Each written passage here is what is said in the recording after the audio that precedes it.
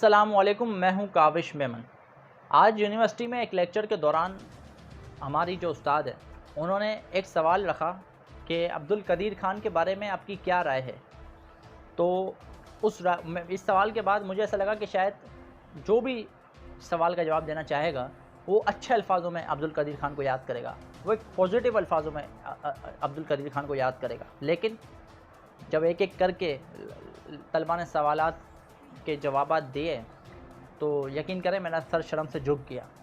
मुझे अफ़सोस हुआ कि स्टूडेंट्स ये राय रखते हैं, मतलब कि फ़ॉर्मूले बेच दिए, जो है वो ये हो गया, वो हो गया, एटम बम नहीं बनाना चाहिए था। ओ भाई, बहुत पुरानी बात हो गई है, अब तो वो बंदा दुनिया से चले गया। आप अब भी इसी बेस में उलझे में, आप अब भी यही काम कर रहे हैं। मुझे ऐसा लगा कि यार जो भी सवालात का जवाब देगा वो अच्छे अल्फाज में याद करेगा, लेकिन किसी ने अच्छे अल्फाज में याद नहीं किया। सब ने उन्हीं मुतनाज़ा बातों को छेड़ा जो पिछले कई बरसों से चलती हुई आ रही हैं, जिनकी वजह से अब्दुल कदीर ख़ान को नज़रबंदी का सामना करना पड़ा, जिसकी वजह से अब्दुल कदीर ख़ान को अपने ही मुल्क में किसी से बात करने की इजाज़त नहीं थी, जिसकी वजह से अब्दुल कदीर ख़ान जो है वो बीमार हो गए, वो अलालत में चले गए। हम किस बेस में उलझ पड़े हम लोग यार? क्या चाहते हैं हम लोग कि हम अपने हीरोज़, अपने लेजेंड्स, अपने उन सितारों का जिन्होंने अपना वक्त जो है वो पूरा पाकिस्तान के लिए कुर्बान कर दिया, अपना आज अपना कल इस वतन के लिए कुर्बान कर दिया, चाहे वो फ़न की दुनिया से ताल्लुक़ रखता हो, चाहे वो इस्लामिक मामला से ताल्लुक़ रखता हो, चाहे वो पॉलिटिशियन हो, चाहे वो फिल्म इंडस्ट्री से उसका ताल्लुक़ हो, उसने अपना पाकिस्तान के लिए सब कुछ लौटा दिया। और हम क्या कर रहे हैं कि हम अपने लेजेंड्स को, उनकी ज़िंदगी में उनको अच्छे अल्फाज में याद नहीं करते, लेकिन उनके जाने के बाद भी उनको जो है वो सुकून से रहने नहीं देते उनकी कब्र में। हिसाब तो बेसिकली वहाँ होना है, लेकिन हम यहाँ पर हिसाब किताब खोल के बैठ जाते हैं। मैं जब ये लेक्चर के दौरान ये सवालात हो रहे थे तो मुझे चाह रहा था कि मैं कुछ बोलूँ, लेकिन यकीन करें जिस तरीके के सवालात के जवाब दिए जा रहे थे मैं शर्मिंदा था। मैं कुछ बोल नहीं पा रहा था, तो मैंने कुछ कहा नहीं। लेकिन एक स्टूडेंट थी जिसने जो है वो अब्दुल कदीर ख़ान के हक़ में वो खड़ी हुई, उन्होंने बहुत अच्छे तरीके से जो है वो अपनी बात पहुँचाने की कोशिश की। लेकिन ज़ाहिर है कि एक बहुत बड़ी तादाद थी जो कि इस बात के अगेंस्ट थी कि भाई जो है वो रोटी, कपड़ा, मकान ये ज़्यादा ज़रूरी है, एटम बम ज़रूरी नहीं। खैर, तो मैंने सोचा कि भाई ज़रा नाम लाएँ हम सामने कि जुनैद जमशेद, एक पाकिस्तान का बहुत बड़ा नाम, पूरी दुनिया में जाना जाता है। जब उसका इंतकाल हुआ तो हम उसकी पुरानी वीडियोज़ को ले आए। देखें, मैं जो है ना वो नहीं चाहता कि ये बातें हों, ठीक है, क्योंकि मैं चाहता हूँ कि यार जब बंदा इस दुनिया से चले गया तो फिर अल्लाह का मामला और उसका मामला है। हम कौन होते हैं किसी को पॉइंट आउट करने वाले, हमारी क्या औकात।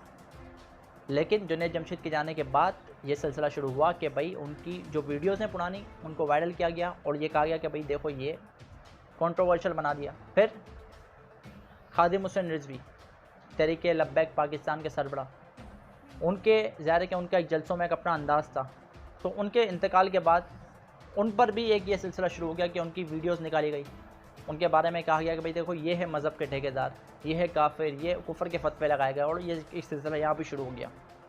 फिर नईमुल हक, जिनका ताल्लुक़ पाकिस्तान तहरीक इंसाफ से था, उनका जब इंतकाल हुआ, उनके इंतकाल के बाद उनके जो सियासी मुखालिफिन हैं उन्होंने ये एक सिलसिला शुरू कर दिया, मुतनाज़ा कंट्रोवर्शियल चीज़ों को मंजर-ए-आम पर ले आए।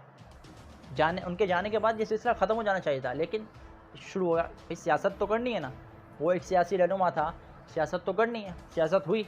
फिर उमर शरीफ, लेजेंड, भारत में, पाकिस्तान में, बल्कि पूरी दुनिया में एक नाम था, एक कॉमेडी थी, कॉमेडी किंग ऐसे ही नहीं कहा जाता था उमर शरीफ को। उमर शरीफ ने अपना सब कुछ इस वतन के लिए कुर्बान कर दिया, लेकिन हमने क्या किया, उनके जाने के बाद उनकी निजी ज़िंदगी में घुस गए कि भाई उमर शरीफ का जो है वो बेगम के साथ झगड़ा था, भाई के साथ झगड़ा, पता नहीं क्या क्या बातें हुई। मैं कहता हूँ मैं नहीं पढ़ना चाहता इन बातों में, लेकिन सिर्फ बताने के लिए कि भाई सिर्फ अब्दुल कदीर ख़ान के साथ ये नहीं हो रहा, ये होता हुआ है, हमने सबके साथ ये किया है। हम पता नहीं क्या कौन लोग हैं हम कि भाई हमारे पास कुछ करने के लिए नहीं है, क्या है, मतलब हम फारिग लोग हैं, तो ये सिलसिला हम शुरू कर देते हैं। तो उमर शरीफ के साथ ये हुआ। फिर अब्दुल कदीर ख़ान आ गए, अब्दुल कदीर ख़ान का इंतकाल हुआ। अब्दुल कदीर ख़ान के इंतकाल के बाद वही चीज़ें रिपीट होना शुरू हो गई जो उनकी ज़िंदगी में भी थी, उनको बार बार सुनने को मिलती थी कि आपने फार्मूले बेचे। यार मैं सिर्फ इतना कहता हूँ, ये वो शख्स था जिससे ज़बरदस्ती एक बयान दिलवाया गया पीटीवी पर। सबको पता है ना, या वजाहत करने की ज़रूरत है? वजाहत करने की ज़रूरत है? वक्त नहीं मना मैं करता। अगर आपको नहीं पता तो गूगल करें कि क्या हुआ उस बेचारे के साथ। वो अपने ही मुल्क में बाहर नहीं निकल सकता था, वो अपने ही मुल्क में किसी से बात नहीं कर सकता था। मोहसिन पाकिस्तान तो हम कहते थे, लेकिन हमने बहुत बुरा सलूक किया उनके साथ, बहुत जुल्म किया उनके साथ। और सिर्फ उनके साथ नहीं, हमने सबके जितने भी हमारे हीरोज़ हैं हमने सबके साथ जुल्म किया। वज़ीर आज़म किसी के जनाजे में नहीं जाते भाई। उमर शरीफ जिसने शौकत खानम के लिए कैंसर अस्पताल के लिए एक फ़ंड रेजिंग में अपना कलीदी किरदार अदा किया, वज़ीर आज़म नहीं गए उनके जनाजे में। अपनी पार्टी के जो है वो एक अहम रहनुमा का इंतकाल हुआ, उनके जनाजे में नहीं गए।